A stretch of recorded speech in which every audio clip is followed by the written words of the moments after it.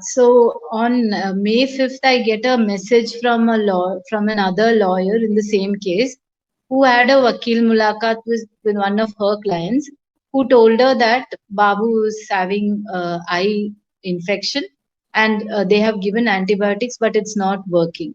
So he wants the lawyers to contact him immediately. So immediately I told the lawyer, and then that was on May 5th. But by the time, yeah, the lawyer was able to contact him next day around 6 o'clock in the night, in the evening. Okay, so we waited the entire. So we just hear this news that there is a bad infection, and then we waited till the whole day. And because they didn't give the, see, you have to give an application, and you have to wait for the call. Okay, so they gave the this thing the next day. I think the next day, yeah, or the day after, I forgot exactly. So then we come to know that he has this problem. He has infection, he has pus in his eyes, he can't open his eyes, and his eyes has bulged out, and it's like a small mango kind of thing. And then he is not able to, he has double vision, which is the most worrying thing. It's double vision, and this whole face, cheeks and forehead and everything is swollen, and is in extreme pain. This is what he tells the lawyer. And he also said that by that time they had taken him to some nearby hospital, and they have given some course antibiotics. That day he talked to me also, and he said that they have given me a new course of antibiotics, and let's see what will happen. But see, when it is such a serious thing, even if you're in the house, you would want to know now what is happening. So then it was Saturday and Sunday, so there was no way. They are not. I also called the jail, and I called the jail, and they said we have taken to hospital. He's okay. So they don't give any details, and they just crash the phone. They don't talk to you. Okay, they have, I don't know. They have no system that you are calling. It's a relative. They are anxious, and we need to tell them, and they have the right to know. That understanding is not there. It's like we are at their mercy, and if they want, they will talk. If they don't want, there is no protocol that these are relatives. We are, we have, they have taken us him away from us. We didn't ask them to come and catch him. He was living a nice life here. They have taken him away. Now it is their responsibility, it is their, he's under them, and we are outside, and we have ties to him, and we have all the right to know what is happening with him. They don't have any obligation to tell us. There is no rule. Even if there is, it's not followed, and they just dismiss. Sometimes they take the phone, sometimes they don't take the phone, and forget us lawyers also. As we have said in the press statement, they keep calling and calling 8, 9, 10 times for the superintendent to come onto the phone, to even give minor information like, is he better, is the antibiotics working. So these are things that they are not telling us. So I really went through hell, not knowing what to do. And then we were trying to get information through the jail, and using our lawyer, uh, using that kind of system. Then what happened is, we are not they are not allowed, they didn't allow him to call me. So now he had said that the calls would be twice in a week, so that was also not allowed. So no call to the lawyer, no call to me. So we got really panicky, and that's how we came up with the statement that what is happening. You can imagine anything, and then there are so many things going on. COVID is happening. There are eye infections associated with COVID. So I was really, really worried. So that's how we came up with the press statement. The After the press statement, one lucky thing is, till then we were suffering all alone. Suddenly, everybody started, supporting us, and we really felt that support from entire media and friends, and everyone has been doing their bit to get some information. And also, we also tried contacting many powerful people through friends, so that we can talk to somebody among the authorities to get him to hospital. If he's still, if his vision is deteriorating, that's very serious. Okay, you can have an eye infection, and eye infections we all have, but none of us get our visions affected because of that. Now when your vision is affected, that means, I don't know, that means nerves are affected or something. It can lead to permanent loss of vision. And the eye is actually an extension of the brain, no? So any infection can quickly catch up, and the jail situation. Yeah, this is something that I really should say. There is a jail hospital, but there is nothing there. Okay, there are no doctors, no staff, no nurse. There is no water also. Now they are denying that no, that there is no such problem. But the what we heard was that even to wash the cloth in which he was wiping his eye, there is no water for that. Okay, so he has to keep using soiled cloth, and he has no assistance to put the medications. He has to put, and he's having vision problems. How will he put the medication? He has no assistance for that, because it's just some rooms, I think. I don't know. That's what I understand from what I hear. So without any help in emergency situations. So if you remember recently, I think 1 or 2 weeks back, somebody died of COVID in Taloja. Again, the family has accused them of negligence. So I can really understand what would have happened. First of all, they won't let you know. Somebody is sick, you should let the relatives know. Na? They won't let you know. They have to find some method to let us know. Then when the lawyers call, they won't pick up, or they won't talk properly. Then they won't take to hospital. And the reason that they are giving is so weird. They are saying that there is no escort possible. And there must be so many policemen in the jail. What is this? There is no escort possible for something as serious as your eye. So I think there is basically no, value for human lives. And in my case, at least, there's so much of support. I can go to the media, and I am getting that support. Babu is getting that support. But imagine the rest of the people. Imagine the person who died because of COVID, a young person, I think 26 or something. So this is a situation. In our case, we have been able to reach out to the authorities. I think the press also kept calling them.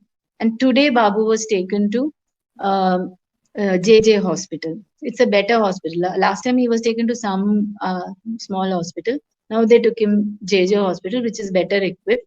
And again, after taking him to JJ Hospital, officially, I have not had any call from the jail, and they have not allowed him to call officially. But somehow he was able to pass on the message that he was taken to hospital. So if he was not able to pass on that message, I would have not known that he was taken to hospital. Till now, I'll be sitting here wondering what has happened. And even if the lawyers take, they may take, they may not take. So he was taken there, and they said that the message I got is that it's not a fungal infection, which was one of the biggest worry. And but vision is still bad. He's not able to coordinate both the eyes. When he opens both the eyes together, then everything is double and very blurred. He's not able to see properly.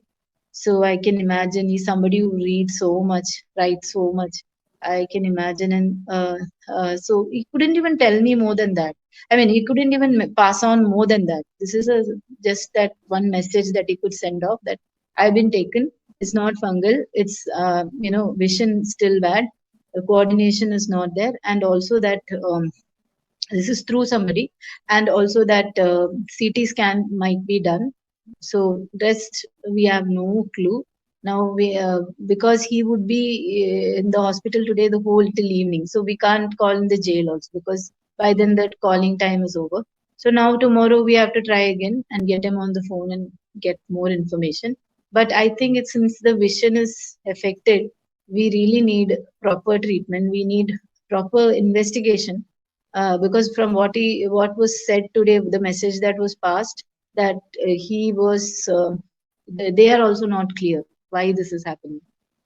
Okay, so they need to investigate more, I think.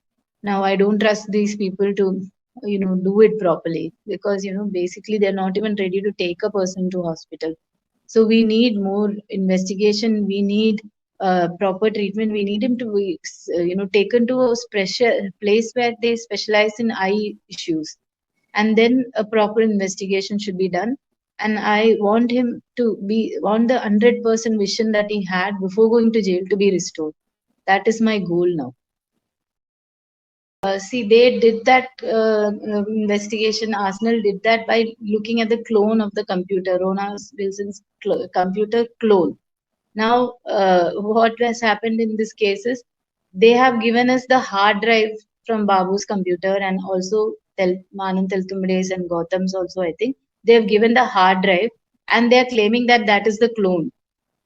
This is what the NIA is doing. Okay. So then we are now have to prove that that is not the clone.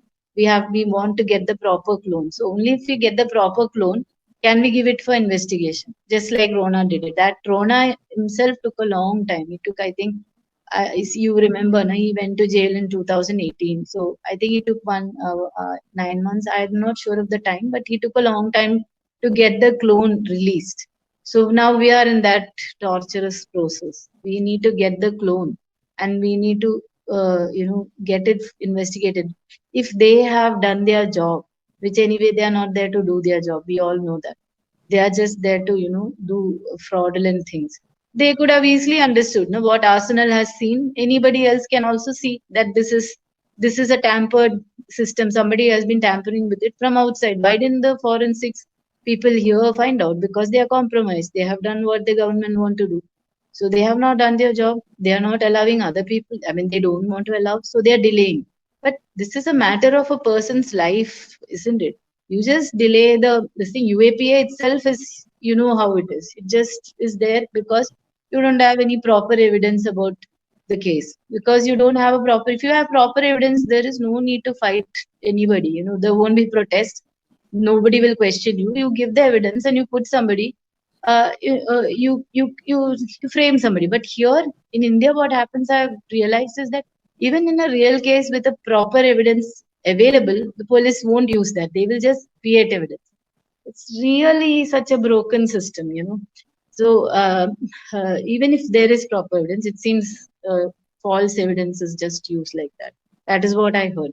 So in this case, there is nothing. What is the crime that Babu has done? Nothing. Some documents have been found in his computer that proves that he is a Maoist.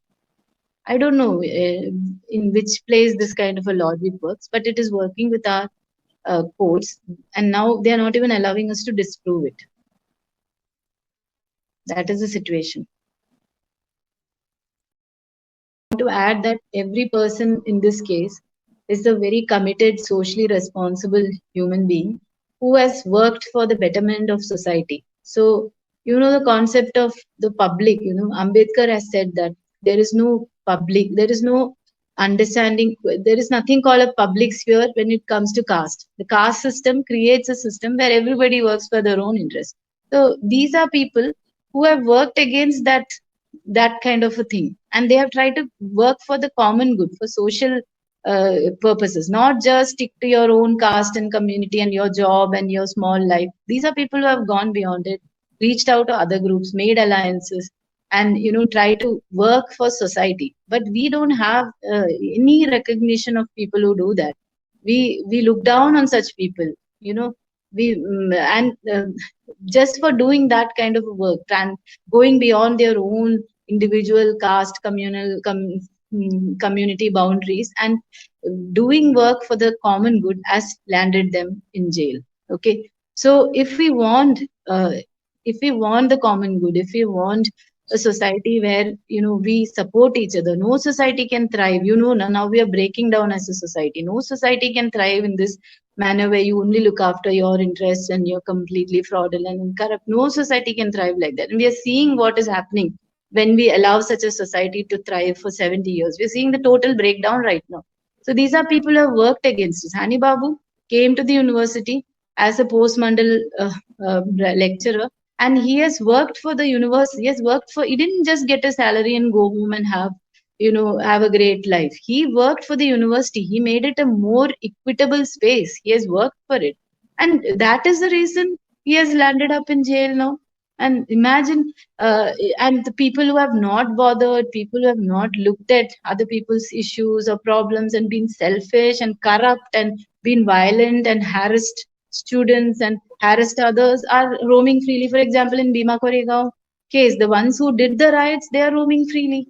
And the ones who are organizing, protesting, dissenting, trying to create a better society is in jail. We need to recognize this. And I want to say this about BK16, and they are extending it to everybody. You can see in the Delhi case, same thing is happening. Hathras, same thing is happening. So they're extending to anybody who questions, interrogates. So we need to be very, very vigilant and, fight against this. We cannot allow this kind of a stifling, complete stifling of anyone who stands for the common good.